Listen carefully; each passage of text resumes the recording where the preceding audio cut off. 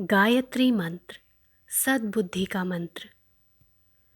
ओम भूर्भुवः स्वः तत्सवितुर्वरेण्यं भर्गो देवस्य धीमहि धियो यो नः प्रचोदयात्।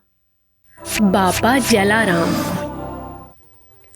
वीरपुर गुजरात में एक किसान थे। उनका नाम था जलाराम। वे खेती का काम करते थे।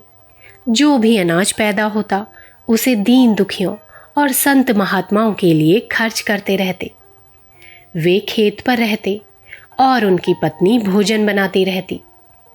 उनके घर पर हर समय भोजन करने वालों की लाइन लगी रहती। उनकी दयालुता और श्रद्धा की परीक्षा लेने एक दिन भगवान साधु के वेश में उनके घर आए।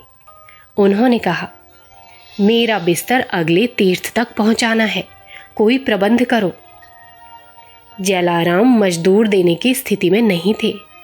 उनकी पत्नी उस बिस्तर को अपने सिर पर रखकर चल दी।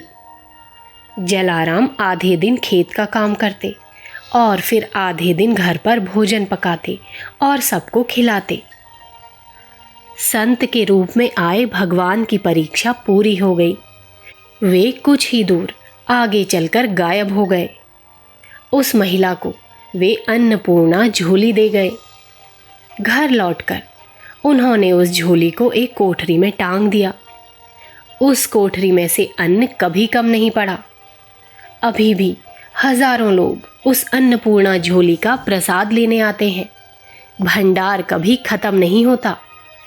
बापा जलाराम की झोली आज भी सबको भोजन देने के लिए खुली रहती है। जो दूसरों की सेवा सहायता करता है, परोपकार करता है, ईश्वर भी उस पर दैवी अनुदान बरसाते हैं।